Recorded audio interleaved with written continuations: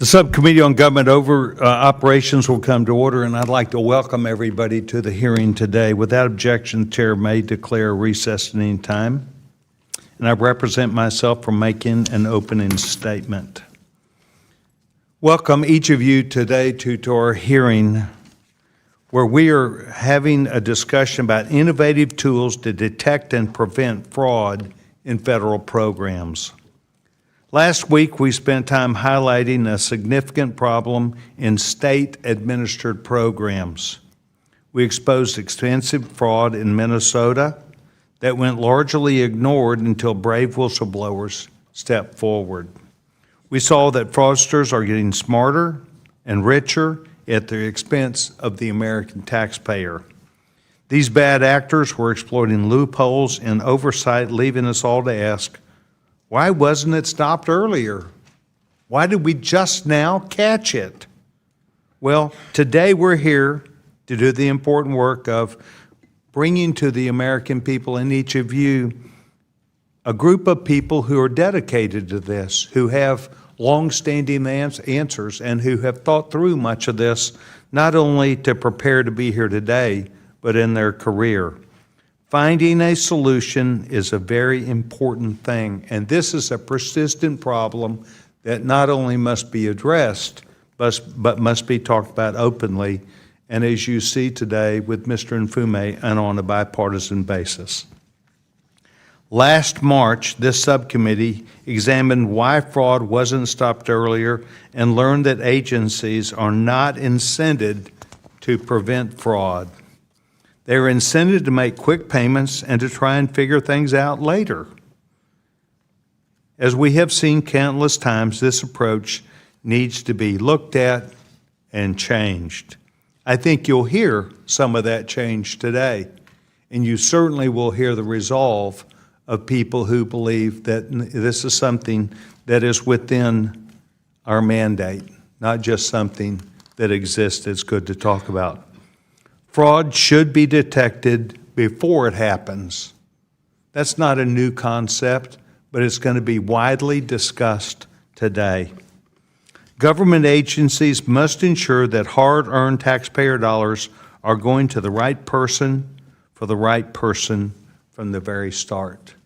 I've told the story many times about how I have a 31-year-old Down syndrome son who will find throughout his life as he continues that he needs to have help from many people. One of those might be the federal government or state government, but that the dollars that are intended for people who need them, who cannot take care of themselves, is part of the responsibility that we have to make sure that it goes to the right people. As we have seen recently in Minnesota, when there are no guardrails, bad actors enrich themselves over the taxpayer's dime.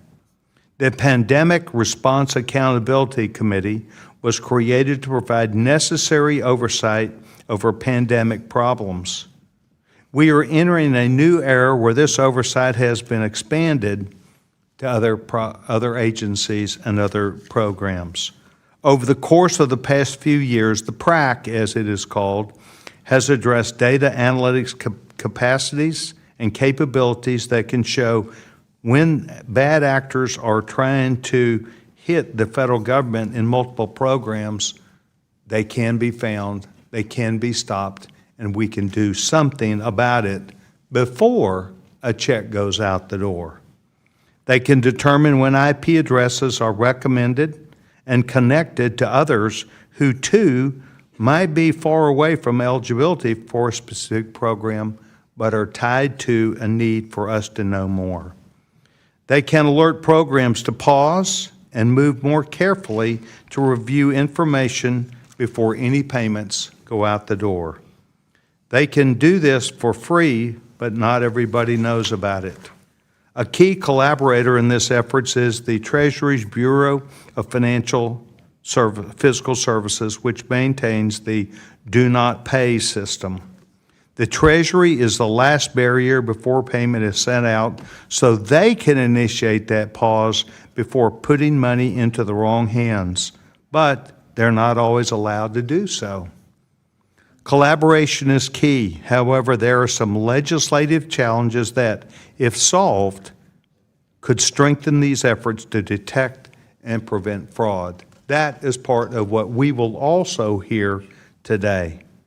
Currently, the PRAC is housed within the Council of Inspector General on Integrity and Efficiency, and its operations were extended in law until 2034. A permanent solution that maintains the analytic capacities and capabilities that have been built over the past 6 years is necessary and needed. Its database is billions of records deep, and it has begun to pay for itself, but only because of proper, not just management, but good oversight that is provided whereby we all work together. Treasury's Do Not Pay system has access to a large number of data sets, but more are needed to ensure that the system is comprehensive and truly innovative. As we discussed innovative tools and collaboration, it's important that we also discuss not only how to make best use of these tools, but what barriers need to be removed so that they can be used. It's important that we discuss what needs to change with program design so that agencies and programs are verifying the validity of information, not just confirming that documentation exists. Today, we will hear from distinguished subject matter experts in the field who can help us to understand what tools are available and what needs to be done to make us better at detecting and preventing fraud payments before they happen. In the coming weeks, I will be introducing legislation to address some of these issues, more specifically, the permanent solution for the PRAC. And I'm eager to hear from our witnesses today about the opportunities that exist to promote financial transparency and integrity. Yesterday, I sat down with each of these witnesses, and we discussed in some bit of detail about the need for them to do more than just present information, but to tell a story.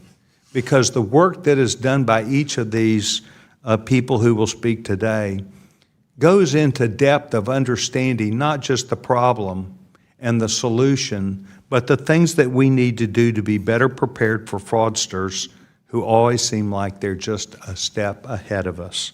So I look forward today to a thoughtful discussion and collaborating together on a bipartisan basis, and that is exactly why the man of the hour, Mr. Dieffenbach, is here. I believe that Mr. Dieffenbach and I work well together. I think we get a better answer when we both ask questions, perhaps from each other's own perspective, but it's done for the benefit of the taxpayer and for the right reason. I'm very proud of my relationship with Mr. Dieffenbach, and I told him as we were walking up today, I hope I don't cause him any problem in any election that he has. So I will say to him today, thank you for being a part of this effort. Thank you for the opportunity for us to approach getting to difficult subjects with the same expertise, the same knowledge, and close to the same answer. I will yield my time and now yield to the distinguished gentleman, the ranking member. Gentleman's recognized. Thank you very, very much, Chairman Sessions. I don't know that you're going to cost me any votes. There used to be an old practice around here by some of the old timers who'd walk up to you before an election and say, I can be for you or against you. Which one do you want? So you continue to be for me. I appreciate that. I really do. And I want to thank you for working together to hold this hearing today. Obviously, I want to thank the witnesses that are here before us, the members of this committee who have joined and will be joining. Although it's captured the news cycle with all sorts of attention in recent weeks, the problem of fraud and improper payments in the federal government programs has existed for many, many years, as we all know. It has bedeviled presidential administrations on both sides of the aisle, and it has cost taxpayers hundreds of billions of dollars. In fact, a 2024 Government Accountability Office analysis estimates that the federal government loses a staggering $233 to $521 billion in fraud every year. That's just absolutely amazing, and it's beyond comprehension. So Chairman Sessions and I have worked on a bipartisan basis, as you've heard, to address this issue, and we've done it for the past few years. We remain keenly focused on the task because every dollar lost to fraud, as we all know, is prevented from going into those desperately needed programs of assistance that the federal government and its programs provide. The government's assistance programs play, I believe, an irreplaceable role in helping small businesses to grow and keeping children fed and ensuring access to affordable health care and protecting so many other sectors of our society. The fight to combat fraud must not malign these programs and rip away support from people that need it, but instead we've got to find and make sure that our laws are faithfully executed and that taxpayer dollars go to the people they were meant to serve. As our committee discusses the fight to detect and to prevent fraud before it happens, it's extremely important to reflect on the work that has been done and much of the work that hasn't worked, if I can use that terminology. At the beginning of the year, the so-called Department of Government Efficiency sought to go it alone, ignoring prior recommendations for cost savings, for fraud prevention, and for efficiency from our federal oversight bodies, firing scores of federal employees and unilaterally destroying government programs that Mr. Musk did not personally like, really led to much of the damage, I believe, that we can look back on today and pinpoint. When DOJ employees failed to identify actual instances of rampant waste, fraud, and abuse, they made up in their own way their own numbers and logged wildly inaccurate claims of their so-called, quote, wall of receipts that we've all read about. Now here we are a year later, and government spending has actually increased. Let me repeat that again. 1 year after that, government spending has actually increased. And so the fact is that our government already had in place fraud-fighting expertise. Instead of illegally defunding the Council for Inspector Generals on Integrity and Efficiency, and firing federal workers trained in fraud prevention, the focus went on funding these other offices and doing away with career civil servants and inspector generals that truly understand the systems that we hold them accountable for. So as we move beyond the chaos and move beyond some of the destruction of the last year, we've got to look at the tools of the future that prevent fraud before it happens. I am greatly encouraged by the progress of the Pandemic Response Accountability Committee in creating analytic systems to prevent and detect fraud. Progress, by the way, that has already recovered over $500 million in taxpayer funds. PRAC's model, as the chairman has said, demonstrates the belief and the reality that the combination of data sharing between siloed federal agencies and responsibly implemented human-supervised artificial intelligence systems can stop fraud before it happens. AI systems working with large databases and data sets can detect patterns and connections with fraudulent actors that humans often can't flag, certain applications that can't be processed correctly and that are paused and reviewed by a human before payments happen.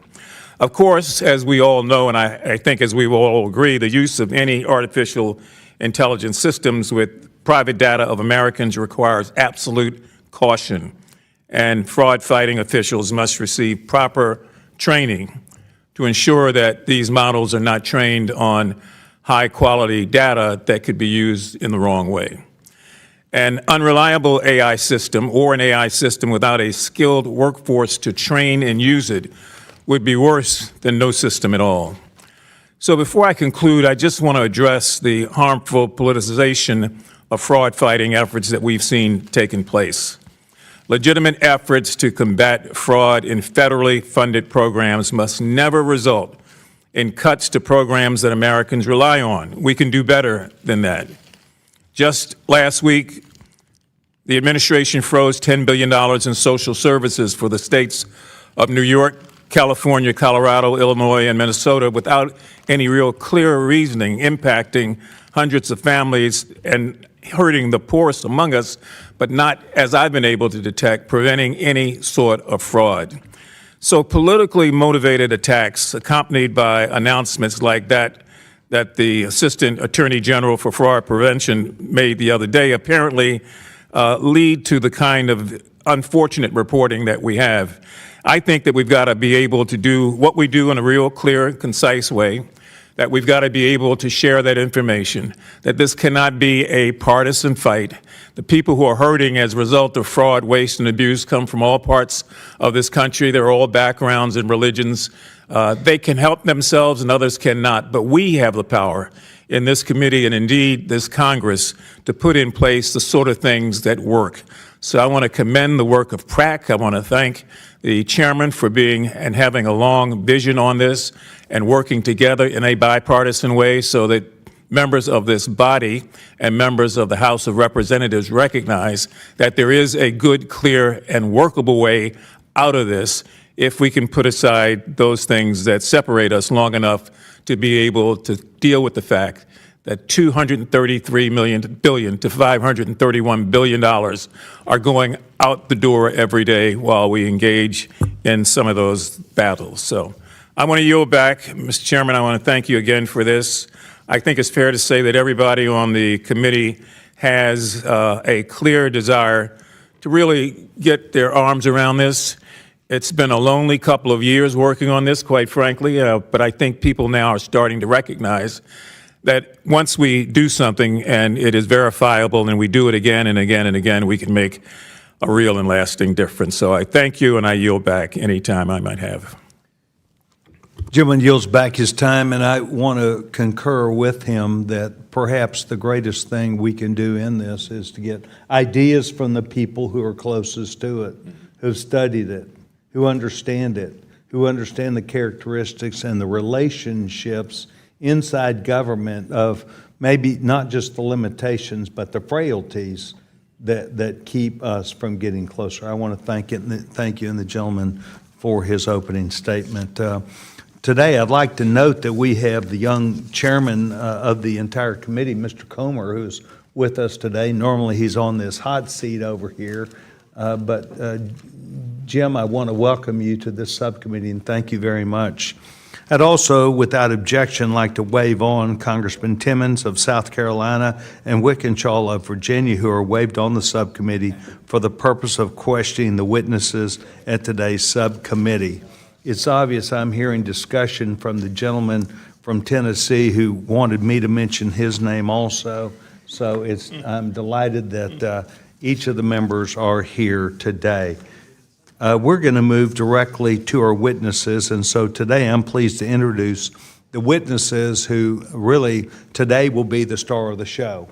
And I've instructed them, as you know I always do, to please come and tell us not just the information that we need, but the story behind it, because I think the compelling evidence that they bring needs some clarification about really what a difference it makes. And so today I'm pleased to introduce Ken Dieffenbach. He is Executive Director of the Pandemic Response Accountability Committee, known as the PRAC, and he really gets the gold star. He is a star witness, has been with us before, and as I told him last time, he did well enough to get invited back, and he's taking us up on it today. So he leads the committee's efforts to support and coordinate oversight of the trillions of dollars that were spent on pandemic response and help to understand the detection of fraud, waste, and abuse, and management of related funds. Ken, thank you for being here today. Second, we have Reena Miskell. She is the Director Assistant Secretary for Accounting Policy and Financial Transparency at the U.S. Department of Treasury. I think this is a new role for her, and we're delighted. I think that because of the great work that she's done, she also is a valuable asset to this interest. There, she leads work to safeguard taxpayer dollars by modernizing payments, preventing fraud, reducing improper payments, and promoting fiscal responsibility. And she told me yesterday that this goes all the way to the top to the Secretary, that the Secretary is interested and sees this as being part of President Trump's management agenda. Last, Sterling Thomas is the Chief Scientist at the GAO, the Government Accounting Office, where he leads the agency's science and technology work and assesses and evaluates emerging technologies for application in government, including AI, artificial intelligence. And I enjoyed being with him yesterday. I had to leave a little bit early, but I really appreciate him. Doctor, thank you so much for taking time to join us. So, pursuant to Committee Rule 9G, I will ask that the witnesses rise and raise their right hand. To be sworn, do you solemnly swear or affirm that the testimony you're about to give is the truth, the whole truth, and nothing but the truth, so help you God? Thank you. Let the record reflect these witnesses answered in the affirmative. Thank you. You may take your seat. The opportunity for us to have you to give testimony today to the United States Congress. This subcommittee is important to us. We will count on that you have. Let me remind the witnesses that we have read your written statement. We talked about it yesterday, and it will appear in the hearing record in full. So while we do talk about the 5 minutes, I instructed each of you yesterday to tell your story and to remember that I have a slow gavel, and Mr. Nfume agrees with that. We want to hear from you. This is important, but I would ask that you also pay attention to the green light, red light, yellow light, and red light. And I would now go to Mr. Dieffenbach for his opening statement. The gentleman is recognized. Thank you. Chair Comer, Chair Sessions, Ranking Member Nfume, members of the subcommittee. It is an honor to be here today to discuss the Pandemic Response Accountability Committee, or PRAC, and our work to investigate fraud and improve fraud prevention across federal programs. Thanks to Congress and to this subcommittee, the One Big Beautiful Bill Act extended the PRAC and its data analytics capabilities until 2034, provided $88 million in funding, and expanded our jurisdiction to programs funded in the law. The PRAC team is thankful for this opportunity to demonstrate the value and effectiveness of our fraud prevention work.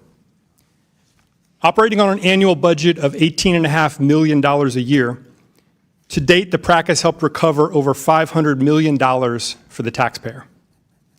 As executive director of the PRAC, an entity Congress created to oversee over $5 trillion in relief funding, I work with a phenomenal team that is leveraging artificial intelligence to collect, organize, analyze data to rapidly provide insights into fraud risks. This proactive approach is clearly needed so that fraud is prevented before funds are dispersed. This past summer, the PRAC issued 2 fraud alerts that identified over $79 billion in potential fraud that could have been prevented with pre-award vetting and cross-agency collaboration. To address these issues, the PRAC is developing an artificial intelligence-enabled fraud prevention engine. Trained on 5 million pandemic applications and other data, the tool can quickly identify anomalies, trends, patterns, and hidden connections in future applications before payments are made. Had our fraud prevention engine been in existence in March of 2020, pre-award vetting would have flagged at least tens of billions of dollars in fraudulent claims for further scrutiny, allowing agencies to prevent fraud. The PRAC is also actively engaging with partner inspectors general to identify opportunities to prevent fraud in programs funded in the One Big Beautiful Bill Act and to address fraud risks beyond identity theft and eligibility fraud issues, or issues such as traditional procurement fraud. Of particular focus will be cross-program risks, as fraudsters rarely target just one government program. They exploit vulnerabilities wherever they exist. The PRAC also works with IG offices to develop analytics tools that provide new insights and improve their effectiveness in their oversight mission. For example, we developed a risk dashboard for the Pension Benefit Guarantee Corporation, OIG, that to date has contributed to their recovery of over $260 million. And we just launched a dashboard for the Federal Communications Commission, OIG, that's focused on 4 programs that dispersed $11 billion to 14,000 different entities. The PRAC also provides investigative support to more than 50 law enforcement partners related to over 1,200 investigations with over 24,000 subjects, with potential fraud losses of over $2.5 billion. We also partner closely with GAO and the Treasury Department, and it's important to note that the PRAC and the Treasury's Do Not Pay program are complementary platforms that both work to protect taxpayer dollars from different angles. The PRAC focuses on a broad set of risks, patterns, trends, anomalies, and hidden connections amongst data from a wide array of programs, applications, and transactions. Our access to law enforcement sensitive and other unique data, our 119 million pandemic aid applications, and over 127,000 known pandemic fraud cases or suspected cases can reveal powerful new insights and serve as an early warning system of organized, often transnational, criminal conspiracies and other emerging threats. In one of the tens of thousands of pandemic fraud cases, a PRAC investigation identified one scheme involving more than 450 applications from over 100 different applicants across 24 states. This is but one example where the proactive use of data and technology could have prevented or aided in the early detection of a scheme, mitigated the need for a resource-intensive investigation and prosecution, and helped ensure taxpayer dollars went to the intended recipients and not the fraudsters. As many of you already pointed out, every dollar that goes to a fraudster does not go to the recipients that Congress intended to help the small businesses, the unemployed individuals, veterans, just to name a few. With the support of Congress and the PRAC's talented staff, we will continue our work on behalf of the taxpayers to investigate fraud and demonstrate the value and effectiveness of fraud prevention. Thank you again for your continued strong support of the PRAC, the IG community, and independent oversight. This concludes my prepared remarks, and I look forward to your questions. Thank you.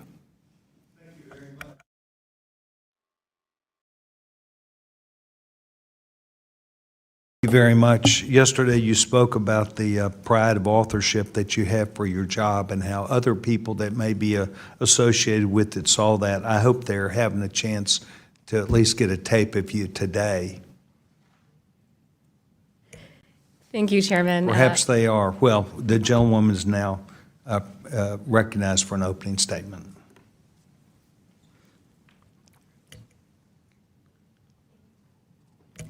Thank you, Chair Comer, Chair Sessions, Ranking Member Mfume, members of the subcommittee.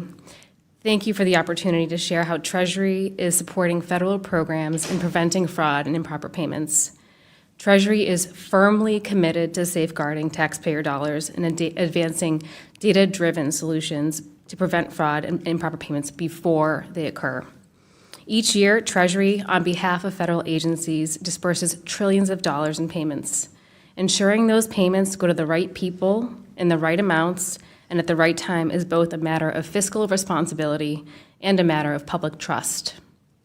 Under Secretary Besson's leadership, Treasury is modernizing stewardship of taxpayer dollars. At the core of Treasury's efforts are 2 initiatives. First, expanding the use and utility of Do Not Pay, and second, enhancing Treasury's payment verification processes to flag risky payments. I'll provide an overview of both initiatives, followed by the challenges Treasury faces to implement them. Do Not Pay is a government-wide tool provided by Treasury for agencies and states operating federal programs to detect and prevent the leading causes of improper payments. As an analogy, think of Treasury as America's bank. Across the country, certifying officers, grant managers, caseworkers are like bank tellers, responsible for ensuring payments go to eligible individuals and entities. Do Not Pay is a tool that helps these frontline workers detect risk when making awards and certifying payments. Despite its promise, Do Not Pay has faced 2 challenges. First, the program has been underutilized. In fiscal year 24, only 4% of federal programs could access all available data. Second, Do Not Pay has not had sufficient authority to access key federal databases that could detect the most common drivers of improper payments, namely verifying identity, financial status, and death. To address these challenges, in January 24, Treasury created a Tiger team to study the issue and prototyped innovative solutions. The Tiger team identified promising new data sets and machine learning and AI techniques that could have prevented about $28 billion in improper payments if it was used the prior year. In March 2025, the President issued Executive Order 14249, Protecting America's Bank Account Against Fraud, Waste, and Abuse. The executive order embedded many of the lessons learned from the Tiger team. And since then, Treasury, in partnership with the Office of Management and Budget, has made substantial progress in expanding and improving Do Not Pay. By the end of this fiscal year, all federal programs are on track to fully utilize Do Not Pay.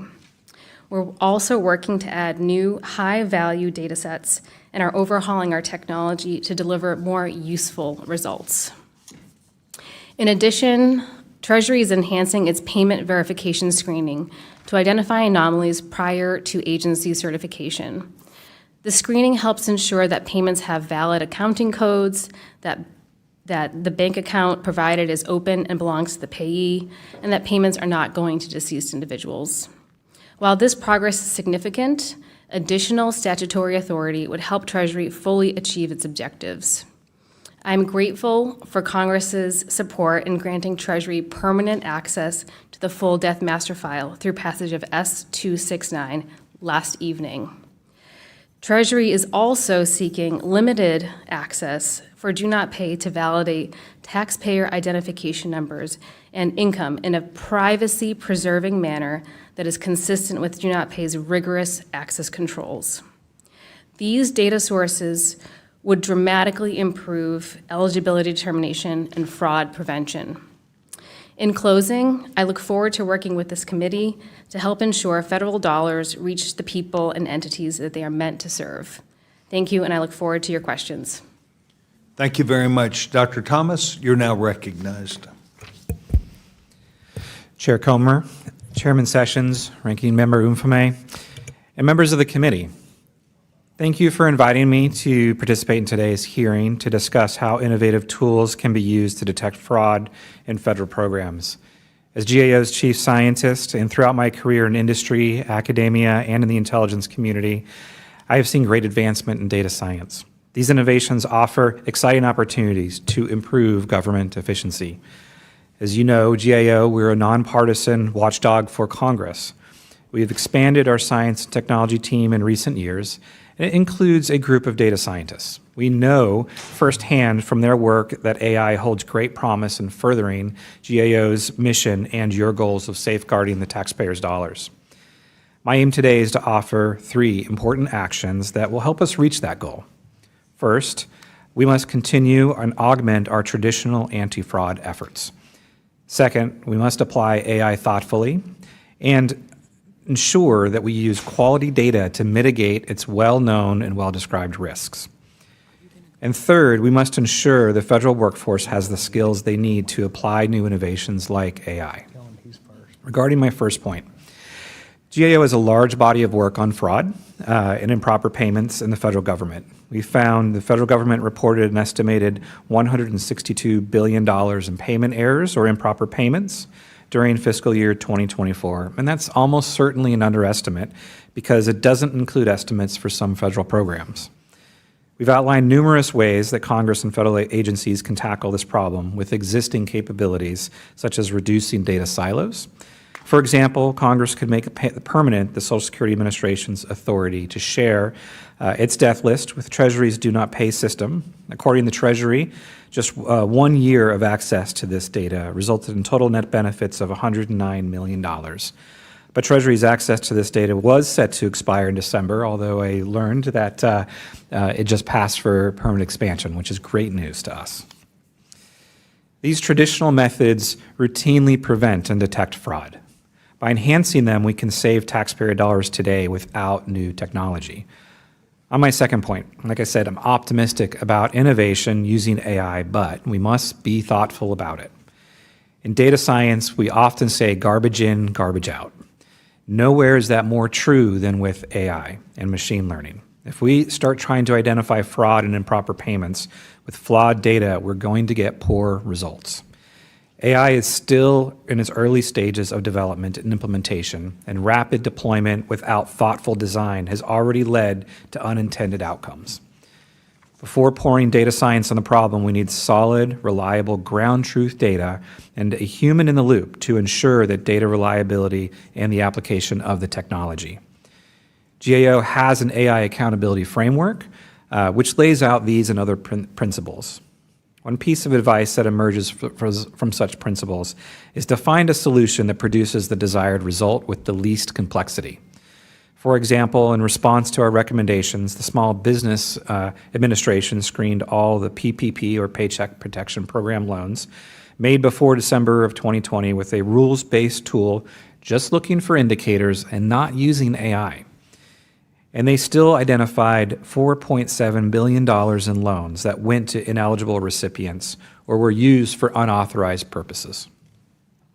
To build on that foundation, we need more innovation in government. We recommend one way to do this is that Congress could establish a permanent analytics center of excellence, like the PRAC we've been talking about, to distribute tools to the community that more efficiently and effectively identify and prevent fraud and improper payments across the government.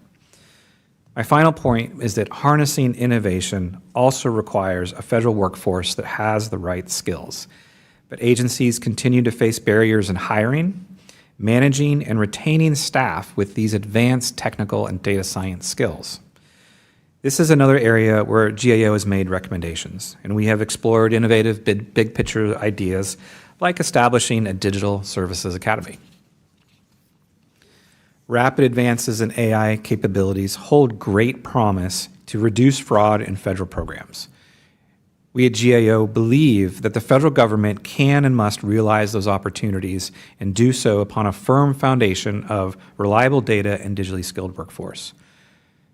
Chairman Comer, Chairman Sessions, Ranking Member Mfume, and members of the committee, thank you, and I'd be happy to respond to your questions. Dr. Thomas, perfect 5 minutes. That's a 10.0, so congratulations. I'd now like to go to questions. We would go to the distinguished gentleman from Kentucky. The gentleman is now recognized, Mr. Chairman. Thank you, Chairman Sessions and Ranking Member Mfume, for always delivering on good quality subcommittee hearings.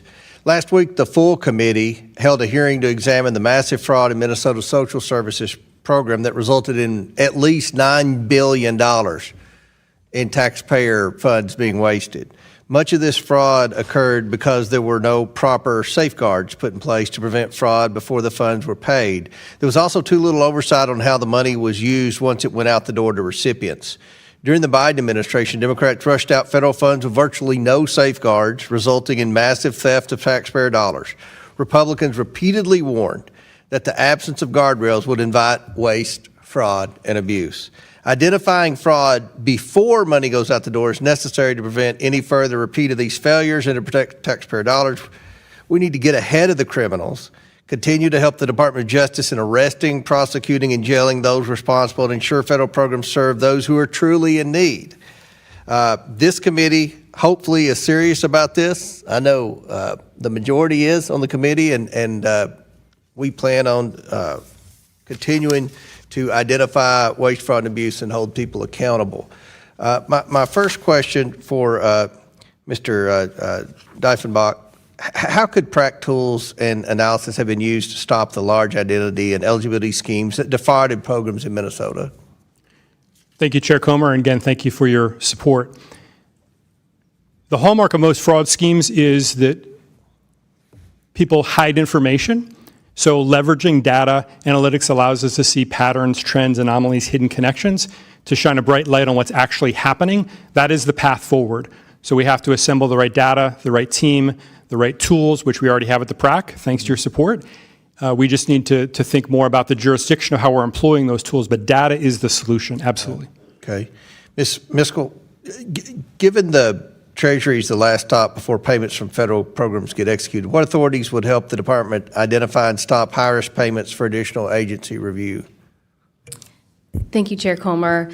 We are, as I mentioned, implementing a number of payment verification processes. So we're applying the technique of trust but verify, doing some basic checks before agencies can certify a payment. One of the pieces that we are missing is the ability to ping authoritative federal databases to confirm a payee ID, such as a tax identification number or a social security number. Okay. So we already received the data, we just can't verify it. So there are a number of, databases that would help. Well, how does Treasury partner with states to prevent fraud in state-administered federal benefits programs? Are there ways that Treasury could increase or enhance their assistance? And I'm sure Minnesota wants no assistance based on what I've determined thus far in our investigation. But how do you partner with states that want to work to prevent fraud? Thank you, Chair Comer. Do Not Pay, thanks to the Payment Integrity Improvement Act of 2019, authorizes Treasury to provide do not pay services to states that administer federal funds. However, it has been underutilized. We think that it can be part of a multi-layered approach. So things like do not pay before a state issues payments to subrecipients would be very useful. We can also work to address some of their common challenges by adding additional data. We know this works. And last question for Mr. Thomas. How can AI and machine learning be used to detect and prevent large-scale fraud schemes? What type of anomalies do these tools flag for investigators to follow up on? So machine learning, all data science algorithms, inclusive of machine learning and AI, are going to produce indicators of fraud. It's critically important, and each of the programs we've talked about today does this, has a fraud investigator, an analyst who's an expert in the tools, techniques, and technologies that fraudsters use to look at the data coming out. So the types of things you're looking for are just as what were mentioned earlier, patterns of behavior that don't fit the expected patterns of behavior of someone who's using the money for the intended purpose or for the intended program design. We talk about at GAO, and we publish this, and we support the federal government and the states and local governments in using our fraud risk framework, which is designed to help them develop these indicators for a fraud risk management plan, which would then feed into algorithms, machine learning, AI, other data science methods, all acceptable, that could then be used to track and monitor potential fraud while the program's in execution. That's the purpose of it, is you design the tool to find the behaviors that you want to get rid of. Very good. Well, we look forward to working with you all as we proceed with this fraud investigation that is starting in Minnesota, and I have a pretty good feeling that it's going to expand to several more states. So with that, Mr. Chairman, I yield back. Thank you very much. The gentleman yields back his time. Mr. Mfume, you're recognized. Thank you very much, Mr. Chairman. Mr. Thomas, I want to start with you because I just find some of what you said to be absolutely fascinating, almost unbelievable. And the main thing is the inability, and maybe Ms. Miskell, you can touch on this also, to be able to get tax IDs, social security numbers, or other identifying information that we've got in a number of different silos that you can't seem to get access to. The chairman and I both think that there's a way to break through this. We just need to know where the log jams are. Could you talk to that for a minute? Yeah, so the data silos are a problem. I appreciate that. I've talked about it, you talked about it, it's very clearly identified. An example, the Social Security Administration with the death file is that they feel like the Privacy Act is making it difficult for them to share that with everybody. Now, privacy is an important concept, particularly in the age of AI, but there's opportunities that the Congress could look into of modifying potentially the Privacy Act or putting in exceptions that allow the data to be shared specifically for the purpose of fraud investigations. That seems to be a fairly important component of some of the silos.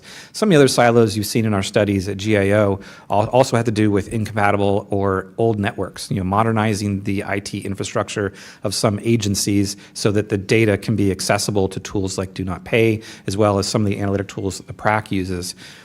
keep in mind that there are opportunities to improve the data and make it more available, but the technology is old and does not have the ability to share information back and forth through APIs or other methods that makes it very difficult. So those are some of the things we've talked about and made recommendations about. And what was the dollar amount saved as a result of the Social Security model? Was it $4 billion?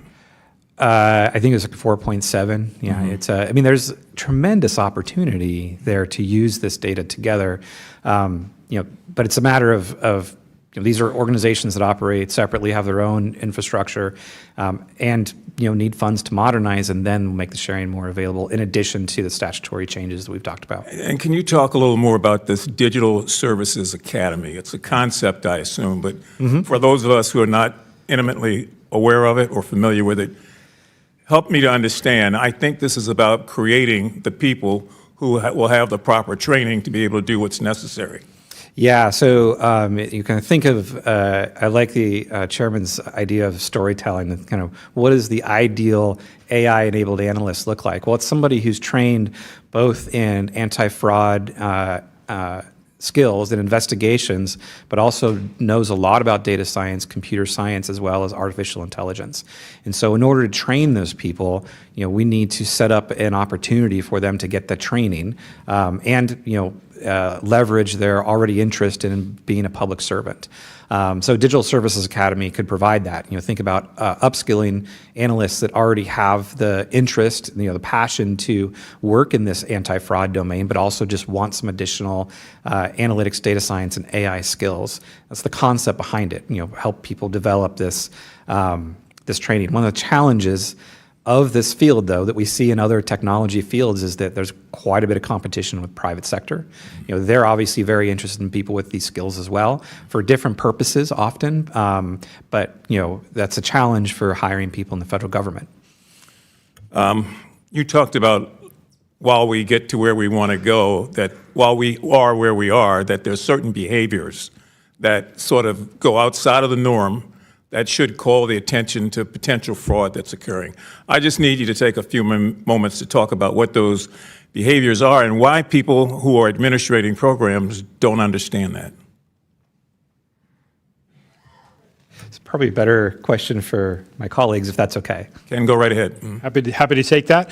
So what we're looking for, again, is patterns, trends, things that are unusual. And it all starts with a risk assessment, similar to what Dr. Thomas said about the GAO fraud risk framework.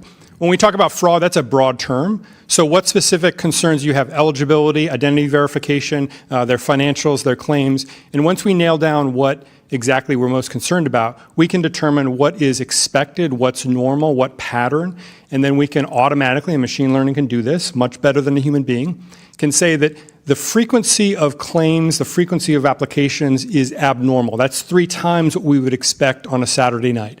The frequency of claims from this geographic region, from this zip code, from this IP address is not anything we would ever expect. And again, a lot of this is based on statistics and data modeling. So it's not a human being sitting there saying, this looks unusual. It is literally a machine who pops it up and says, this is 5 times what is expected. And again, once you start with the risks and then use the model, we can be much more efficient in addressing this issue. My time is up, Mr. Chairman. If you would allow me one other question here. Are agency heads being told this? I mean, is there any training? If I'm the secretary of this or the administrator of that, I know I'm responsible for all this money, and if there's fraud, waste, and abuse, I'm going to have to account for it. But do they know what to look for in terms of abnormal behaviors, whether it's zip code or anything else that you mentioned? Sure. I can't speak to the entire federal government, but I can tell you I spent the last 29 years as a fraud investigator, mainly in grant fraud and public corruption. And there are agency officials at all levels that are intimately interested and aggressive about wanting to know from OIGs. Every single OIG does an outreach program where they teach those willing to listen that these are the red flags, these are the concerns. But the biggest single challenge, sir, is that this is an agency responsibility. And so they have to have commitment from the top to the bottom, tone to the top, to address the risks, identify the risks, address the risks, and seek out that. And we do see that in some places in the government, but it's not across the board. So a mandatory requirement would help us get to where we want to be. Yeah, and if I can just add, because at GAO we do look across the government, and you're absolutely right, the mandatory requirement that we have recommended, and we recommend to all agencies, is they build an analytics-based fraud risk analysis team, so they do the work that my colleagues are talking about. And we make these recommendations, we track these recommendations to make sure that where they do respond to us, they implement them. Thank you. Mr. Chairman, I yield back. Thank you very much, gentlemen. We've now moved to the distinguished gentleman from Tennessee. Gentleman's recognized. Thank you, Mr. Chairman, Ranking Member. My mama used to have a saying, and I always hear her saying that in the back of my head, I hate to make my living off the suffering of others. And it seems that these people are ripping us off everywhere, and that poor folks can't get what they need because we've got limited money and unlimited needs. So I thank y'all for what you do. I've often thought that those GAO reports, I've talked about those, always reminds me of that last scene in the Raiders of the Lost Ark where Harrison Ford is telling them, say, well, where is this? Where's the Ark of the Covenant? Oh, our top people are looking at it. Who is? He said, our top. He said, well, and then you show it going into this vast warehouse. And I always think those GAO reports are there because, brother, I've been here for 8 dadgum years, and I haven't seen a dadgum report yet, but I'm fixing to, and I'll talk about that a little later, but not right now. What obstacles do y'all have, the federal agencies face in this fraud prevention? Either one. And both y'all, sir and ma'am, your names, my name's Burchett, so nobody ever gets my name right, so I'm not even going to tempt y'all, so thank y'all. Thanks for the question.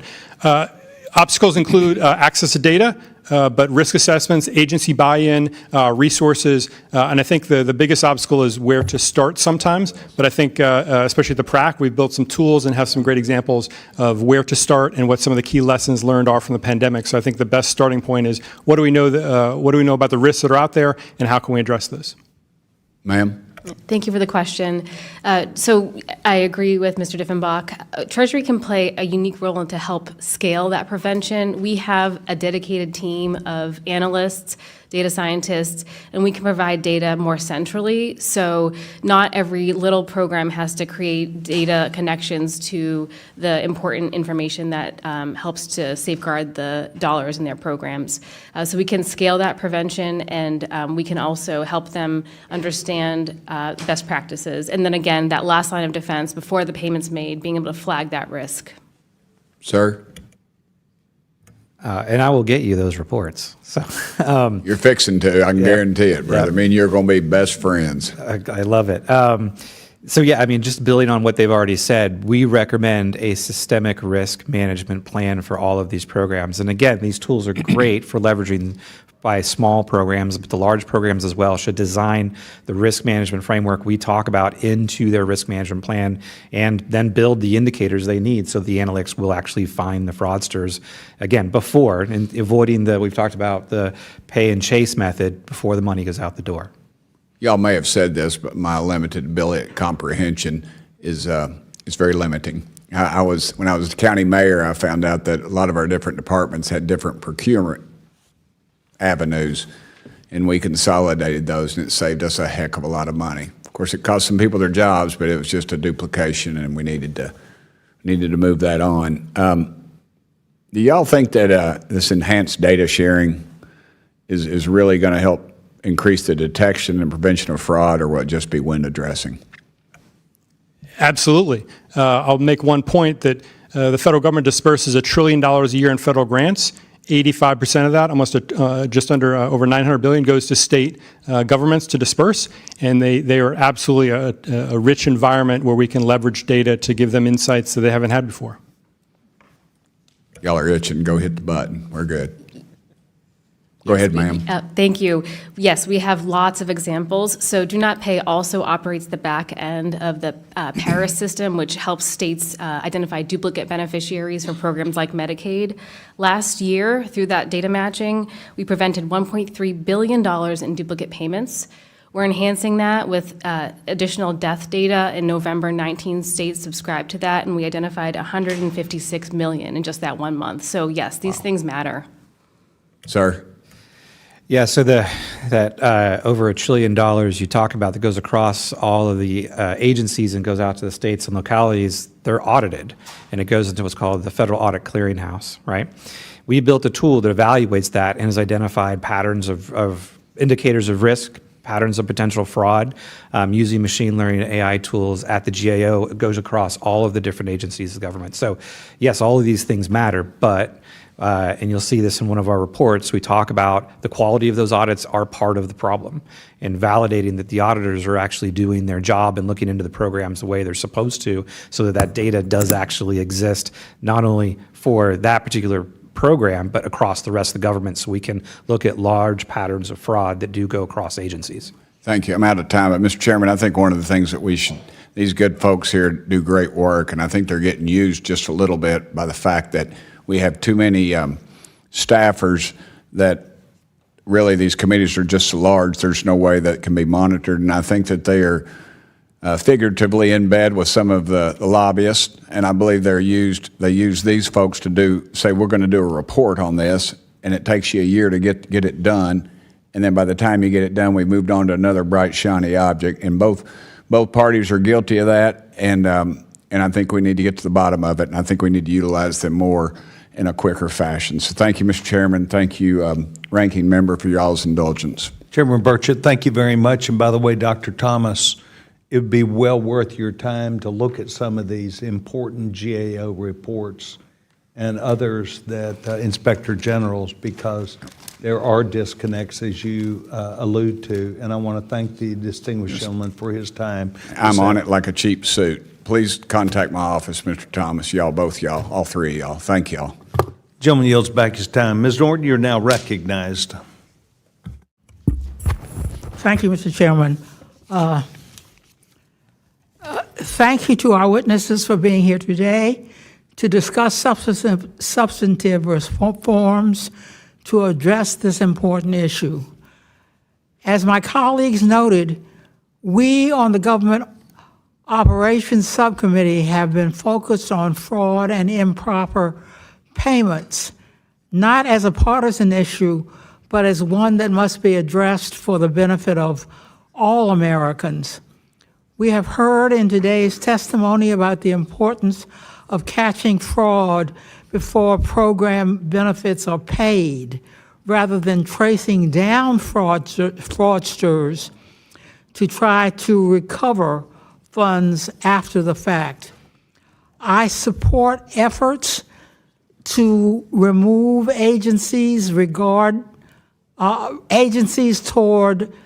this more effective strategy, which will also leave a greater portion of funds Congress appropriates available to provide services and supports to intended recipients. It is also critical that agencies conduct their fraud prevention activities efficiently so that funding and services can reach the people without unnecessary delays. Ms. Miskell, what are some ways the Treasury Department is trying to keep agencies, to help agencies conduct fraud prevention checks today more quickly? Thank you, Chairwoman. So I mentioned do not pay. We are making it more useful by adding additional databases, so focusing right now on commercial databases and with more authority, those really high-value federal databases. So we want every program, and there's thousands of federal programs, to use do not pay before making award and eligibility determinations. We also have a concept called continuous monitoring. So you may say that an organization looks like it passes all of the checks, but something may happen, like found in an audit. This continuous monitoring can flag that risk, as payments are going out the door. And then finally, Treasury, as that central disbursement organization, can flag risk. We have a unique role where we can see cross-government payments. So when my friend here, Mr. Dieffenbach, tells me that a specific entity or individual is at risk, we can scan the cross-government payments and identify other programs at risk. Mr. Thompson, what tools and resources will agencies need to be able to effectively prevent fraud without unnecessarily delays in payments? So they need both the fraud indicators for the programs that they have set up, but also the data science tools that we've been talking about that the PRAC has been using, as well as access to tools like Do Not Pay.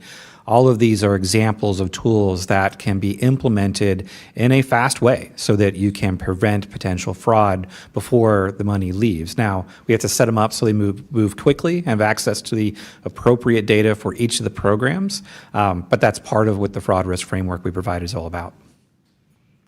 I hope this subcommittee will continue to focus on substantive reforms rather than partisan attacks, and I yield back.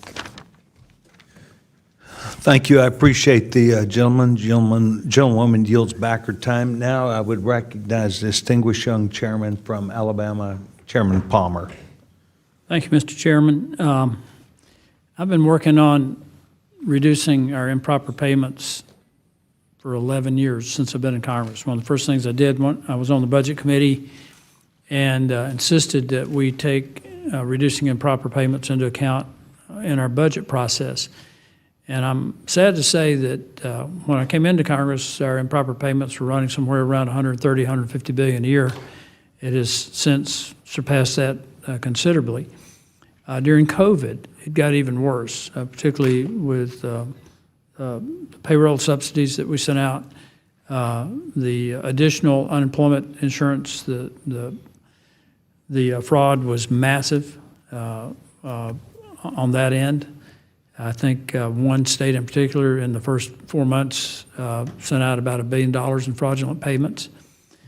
I know that we're working on that, but I want to know what progress has been made in that area to address the fraud from the pandemic funding. Thank you, Congressman Palmer. We've done a tremendous body of work on identifying what went wrong during the pandemic. We've issued lessons learned reports and a blueprint for program integrity about how to ensure this never happens again. But let me answer your question quickly with a story that Chair Sessions, I know, will appreciate. One of the many projects we did was we examined recipients of HUD low-income housing benefits with the Social Security numbers that were also used to obtain Small Business Administration PPP loans. So folks that were claiming a low income to get the housing benefit and a high income to get the PPP loans, often forgivable loans. We found 40,000 instances in which the disparity in income between those two programs was 10 times or greater. And that impacted $860 million in PPP loans. Mm-hmm. So I think telling those stories is important. That's what one of many, many risks in programs.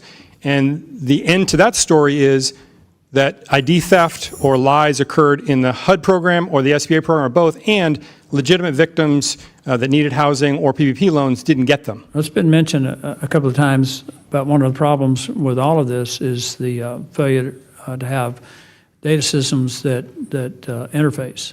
Correct. I was astonished at the fact that we couldn't even get agreement within Congress on access to the Social Security master death file, so that we could check that against some of the things that were submitted by the states. I also found the GAO was tremendously helpful, Mr. Thomas, in this, but about 55% of the problem was administrative error, failure to verify eligibility, which I think is a massive problem right now, and antiquated data systems. And I'd suggested that one of the ways to approach this to make major improvements in agencies' ability to eliminate improper payments is that rather than be punitive toward the agencies, that we say that whatever you save, we will take part of that to bring your data systems into the 21st century so that we have the ability to interface across the entire federal government. Would you like to comment on that, Mr. Thomas?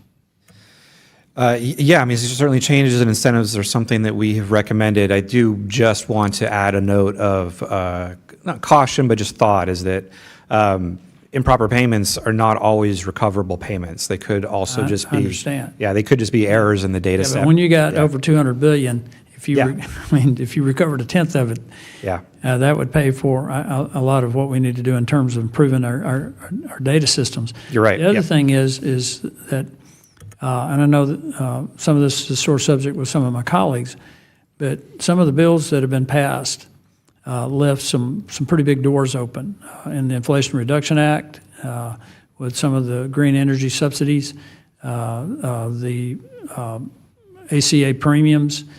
I think the GA report was billions of dollars in fraud on the tax subsidy for the ACA. Same thing was true in the Infrastructure and Jobs Act, Improvement and Jobs Act.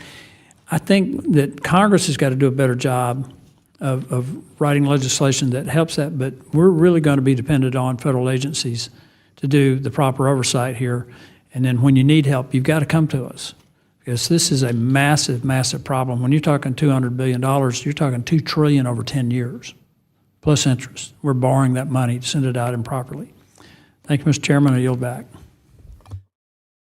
Thank you very much. I appreciate the distinguished gentleman, his avenues of working in this area for his career have been not just stellar, but they have really illuminated many people, including conversations that you've had with our team about the need to make sure that they see the bigger picture also, and I want to thank the distinguished gentleman. Gentleman yields back his time. Mr. Frost, you're now recognized. Thank you so much, Mr. Chairman. I'm glad we're holding this hearing today. I support innovation to tackle fraud that's executed safely. And we've heard testimony today about the promise of artificial intelligence and other new technological tools that may be used to improve fraud detection across the entire federal government. That said, machine learning and artificial intelligence systems leverage massive amounts of data, and specifically personal data. Ms. Miskell, how does Treasury protect data, and how can I address concerns from my constituents on their data privacy? Thank you, Congressman Frost. I sincerely appreciate that concern. We take privacy security very seriously at the Treasury Department. Specifically within Do Not Pay, privacy is built in by design. We follow the principle of least privilege, meaning that a person can only receive a response back on information that they provided. We operate in a FISMA high environment, which means that it's the highest standard in terms of federal cyber. We apply continuous monitoring, and we are also transparent to the public. We provide transparent systems of record notices, communicating what data we have on individuals and how it can be used. Thank you. Mr. Thomas, what are the concerns about having unknown quantities of private data and sensitive information in a master database?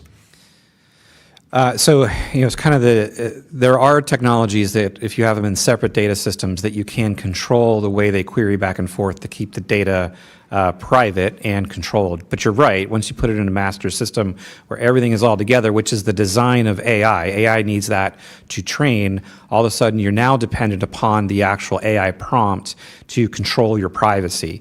The term that the AI industry uses for that is alignment. There's actually been excellent studies recently in how you can actually break alignment in an AI system so you can get it to return information back to you that is not designed to return to you, and even safeguards were put in.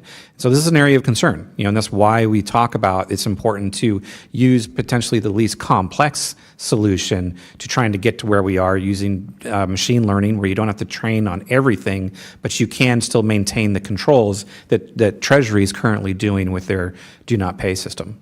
Yeah, thank you. I know there's,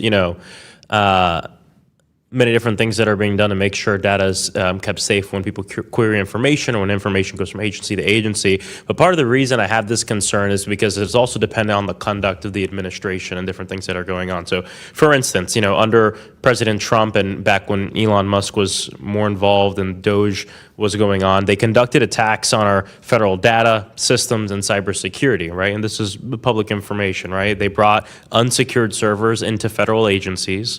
They reportedly exported unknown quantities of private data that we still aren't really sure how much it was or where it was from. And then the one that's most concerning for me is they contracted with private companies to merge American sensitive information into a master database that would give the administration surveillance powers and put data at greater risk of hacks for outside people. And so it's just important to me that we ensure that any new innovative tools are not politicized and misused by this administration and any administration.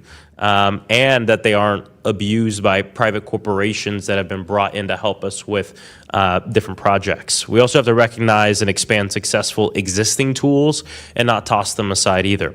There are tools that some agencies are not using enough that I think needs to be explored. So, Ms. Miskell, the Treasury's Do Not Pay system, which you brought up earlier, is one such effective program. What do you hope other agencies can learn from this model? Thank you, Congressman. Agencies can learn a lot from using Do Not Pay. We are helping to integrate the data for them. So we talked a lot about, technical debt, longstanding issues with resources. We can provide that information securely to the people that need it. And I just wanted to mention in the conversation around AI, we have successfully used machine learning to detect check fraud. It's been an outstanding use case. In 2024 and 2025, because of this technology, we prevented and recovered $1.9 billion. So again, used responsibly, this technology can be really transformational, but as Mr. Thomas mentioned, it relies on the data. So we had really good data about the checks we issue, and we could compare that, and that's what's important about using AI. Yeah, and obviously more and more interagency collaboration is important too, and is free to use. Last question real quick. Mr. Thomas, what basic fraud protections could agencies use that they aren't already?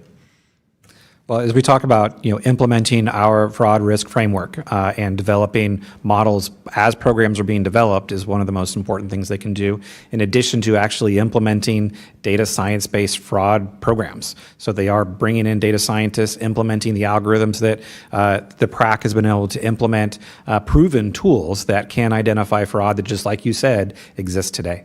Thank you, and thank you for letting me go over, Mr. Chair. I yield back. Thank you very much, Mr. Frost, and we appreciate you being at this hearing today. Your support of this is very important, and you have been to all of our hearings and not only showed up to ask important leading-edge questions, but I think worked as part of the team, and I appreciate and respect that very much. Okay, we've got several members that asked to be waived on and others who have indicated they might be here. I've chosen to put myself as last, but pending them arriving, I'm going to go ahead and use my time. All three of you have been very good, I think rather exceptional, at taking me up on this view about telling a story. And I think Mr. Mfume really began some of this with for sure with Mr. Dieffenbach. But I want to go to Mr. Thomas, Dr. Thomas, if I can first, and then have either of you then join in. This telling the story, really, that is the power of AI, not just machine learning, but across the avenues that each of you have. And I'd like for you, Dr. Thomas, to not recreate what we talked about yesterday in my office, but pretty close to that, about how important these exercises are on a really program-by-program basis, that you have found characteristics that you spoke about how certain things that might be a request under one program found themselves across, if you used AI to highlight where there were inconsistencies, to look at inconsistencies that would draw you to those things. Do you mind taking a minute? Mr. Mfume, I think would learn a lot from this. Perhaps he knows it, but hearing from you, Dr. Thomas, would be important. Yeah, I appreciate that. So we have a demonstration program that I talked about earlier that we call FACET, that is really built for, just as Chairman Sessions talked about, identifying indicators of potential bad behavior, really just data points in a large data collection, and this is the Federal Audit Clearinghouse that can be used across programs. So I'll give you a couple of thoughts there.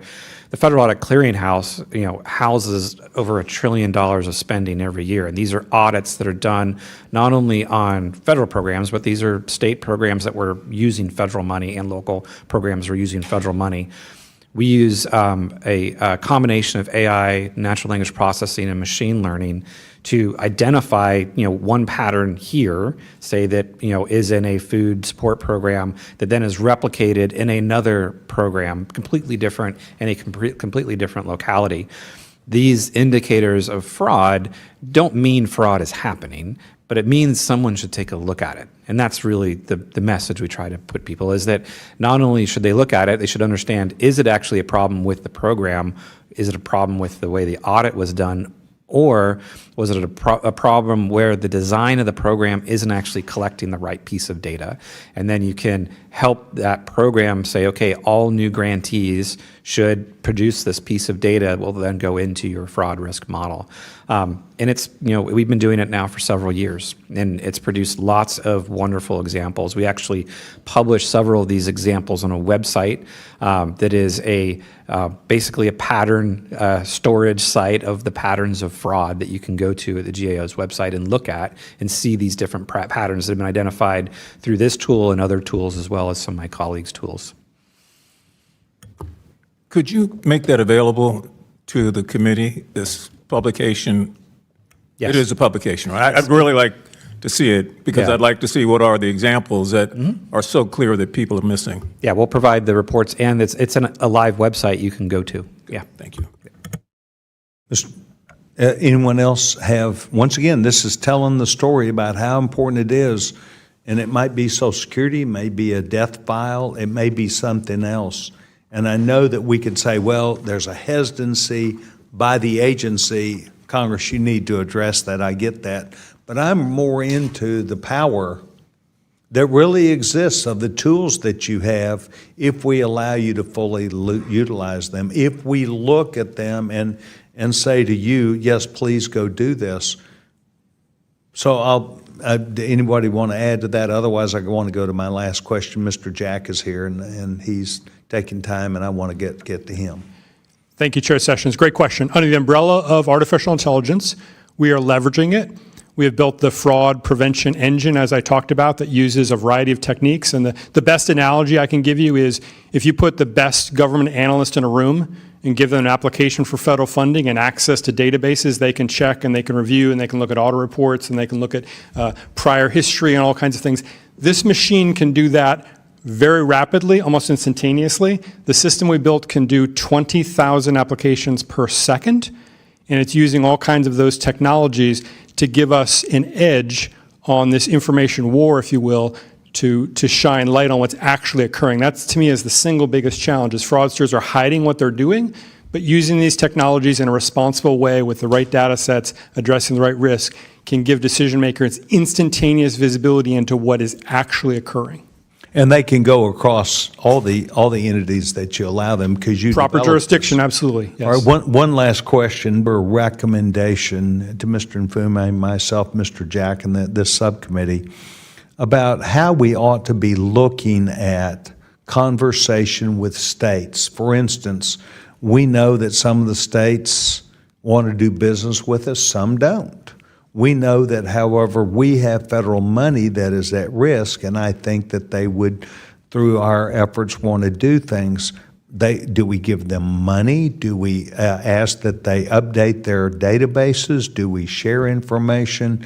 There may be 10 or 15 things that I could think of, but you are closer to that than I am. What would be your advice to this subcommittee about doing business with states on data and information related to federal programs? Sure. I've done fraud investigations over my career in, I think, 35 different states, and I can tell you that they vary dramatically in their interests, their resources, their level of responsibility.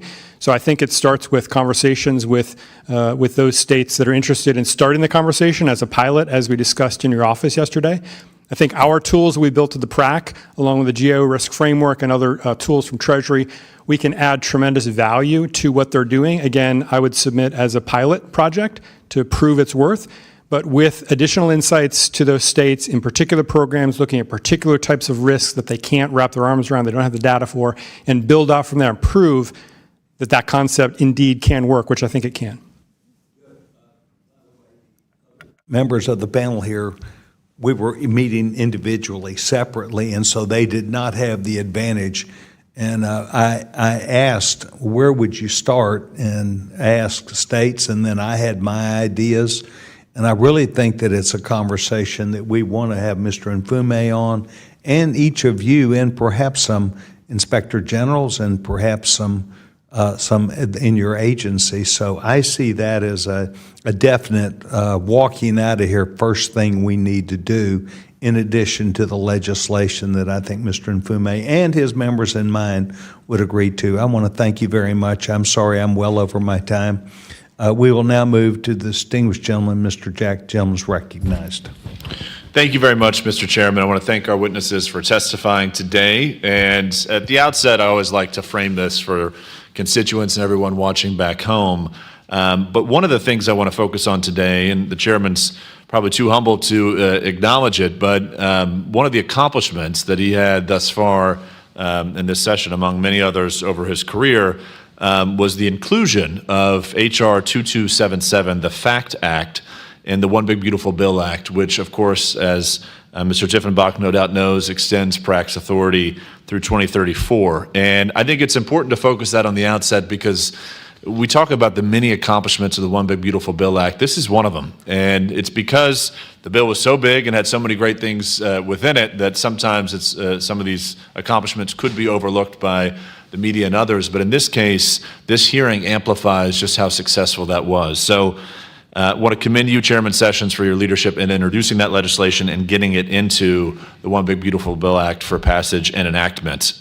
So my first question to you, Mr. Dieffenbach, is to help our constituents know, my constituents and the constituents of this committee, could you walk us through what the world would look like if PRAC had expired? If we no longer had access to this great tool that is meant to root out waste, fraud, and abuse, walk us through what life would look like if this had expired and we had not been able to extend it last year.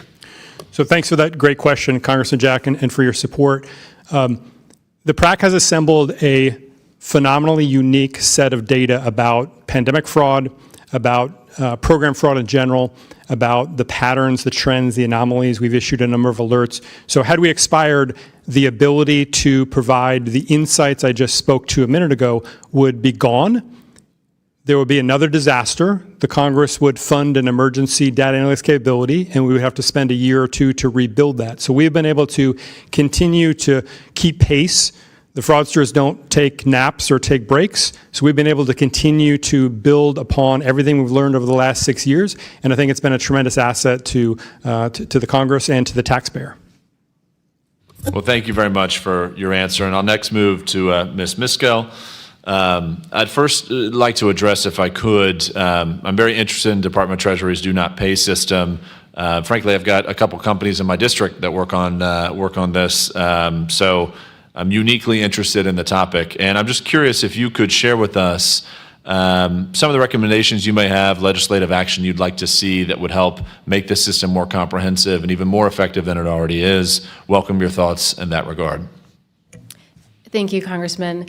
And to just put simply, how do we best equip states? How do we best equip agencies in preventing and detecting fraud? It's making it easy to do the right thing, and we can do that with data. So Do Not Pay can be that simple tool, but it's only as effective as the data within it. So there are a couple of key data sources that are federal data sources that we have had a tremendously difficult time accessing that we know would be very valuable, from GAO reports, from PRAC recommendations. Those data sets include the ability to verify financial status. And I'm not saying, exact numbers, I'm saying a threshold, like does Mr. So-and-so make over $1 million last year? Other data sources would help to verify identity attributes, again, the taxpayer identification number, the social security number. And again, we're not looking to get full access to these databases, but just a simple yes, no to identify identity theft. There are a number of commercial databases that we have found to be extremely valuable as well, and we are working to rapidly onboard those. So it's not just federal, it's also commercial. Wonderful. Well, I hope you've had a chance to get to know my former colleague, Francis Brooke, who serves in Treasury alongside you. He's a wonderful guy. So I appreciate your testimony here today. I will close with Mr. Thomas, if I could. Right as I was listening a few minutes ago, you were talking about AI and the development of it. I'm fascinated by the utility that could offer in this space. Welcome any closing thoughts from you on how best AI could continue to strengthen our mission to eliminate waste, fraud, and abuse. Yeah, like I said, there's tremendous opportunity in AI. I think the foundational components that actually Miskell was talking about are critically important, and that is build a solid data collection of what is AI or what is fraud, so that AI can learn that. The challenge with AI is that it doesn't know the difference if you don't tell it. And so if we properly label all of these examples that both of my colleagues are finding, collect the data that represents this is fraud, we can then start to train a tool to do this broadly. And then all of a sudden you can leverage, without having to have the analyst read all of these audits and go through the data by themselves. They can be empowered with this tool that can pull out, these are the indicators of fraud. These are the patterns that just don't represent typical behavior of a payee in this program, and now someone can go look at it. That is only possible if we have this foundational kind of gold standard of this is fraud database. Well, thank you all for your testimony. I learned a lot from today's hearing, and I yield back to our chairman.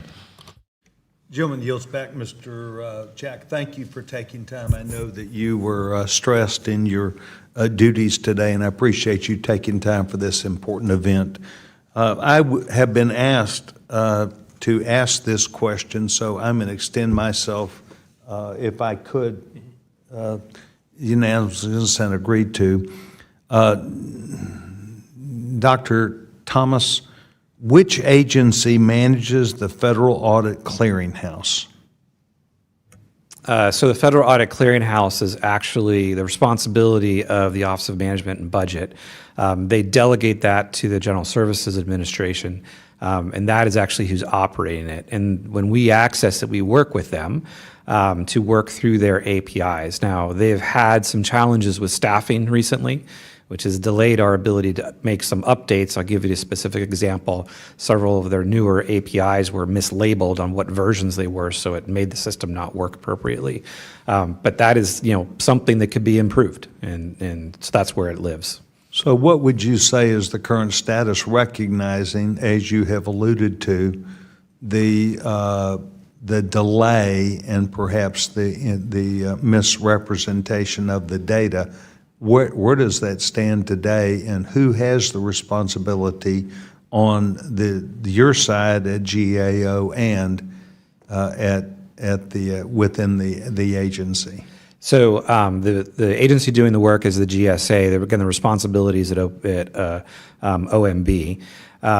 Within our group, it is our innovation lab that is working with them to identify these errors and improve them. Now, we have recently been getting better response from them, but I think it gets back to my earlier statement of, just enabling them with a workforce that has the technology skills to run an important program like this. And there's over $1 trillion a year in spending in the Federal Audit Clearinghouse. It's a rich data set if we work to improve it and extract value out of it.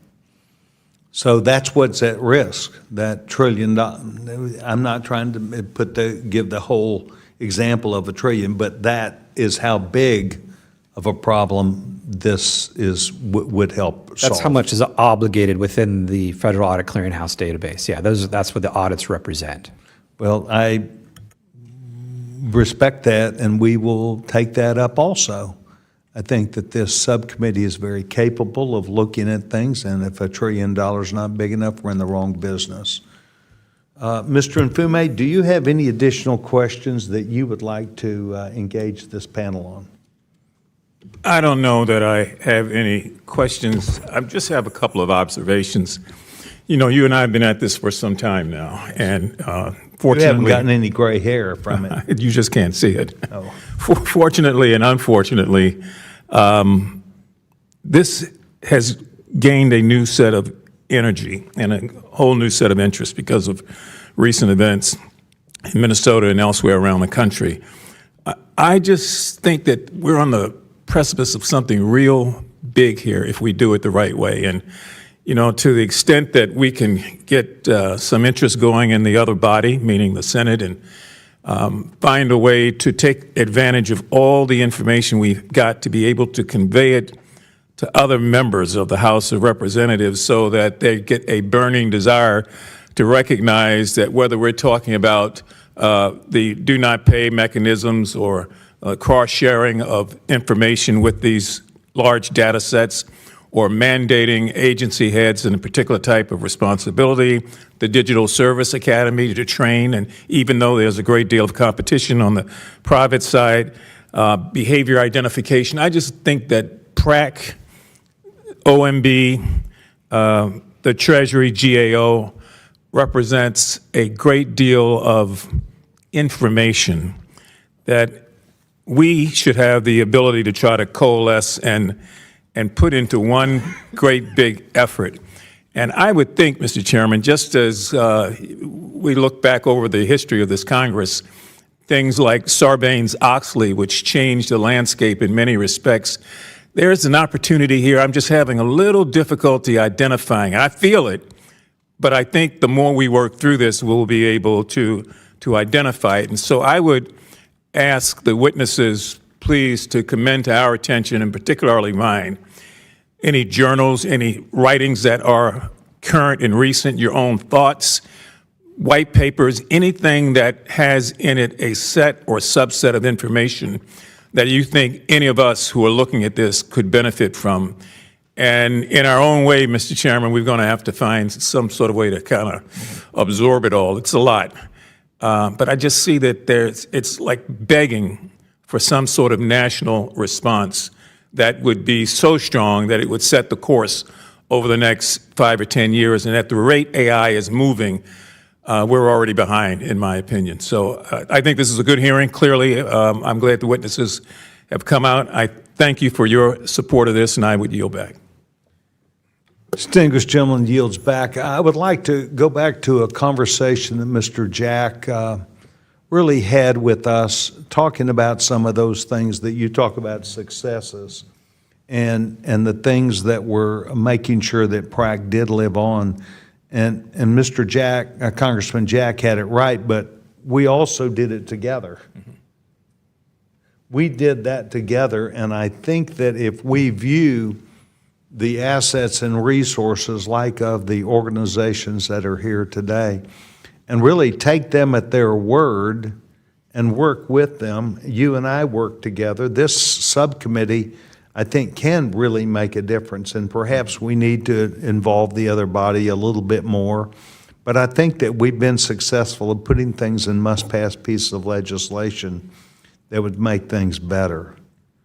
Two things. Number one, I'd ask, and now recognize myself for UC request. I would like to enter into the record 2 letters, one from the Program Integrity Alliance and the other from the United Council on Welfare Fraud, and these are on reforms needed to prevent fraud. They're their observations. Without objection, I would enter those into the record. The second thing I'd like to carefully address is some conversation that was had today in relationship to staff, the staff of the subcommittee, the staff of the committee. And I want to commend our staff members on what I believe are professional products for the right reason, in the right way, with the right outcomes. And I don't have to engage in a yelling match on this, but I want to say to each of my staff members, thank you. Thank you to their service. Thank you for making sure that they stand up in a professional manner. Many of these people work long hours and do things that might take a lot of time, but I want to reiterate that my opinion, and I only have 27 years at this, few times have I seen a staff that I felt like would have been engaged in anything that would be unbecoming to professional conduct. Secondly, I want to acknowledge, and we do this often, because Mr. Mfume and I have oversight over federal government operations, all federal government operations we have original jurisdiction to. I think the federal government has great people also. I think the federal government has people who are devoted and dedicated. They do their job. They are public servants. They get up. They do things that match or try to match the needs of the American people. In every organization as large as the government is, I'm sure there will be some that are through their time and they're ready to leave or they're ready to do other things, that's fine, that's fair.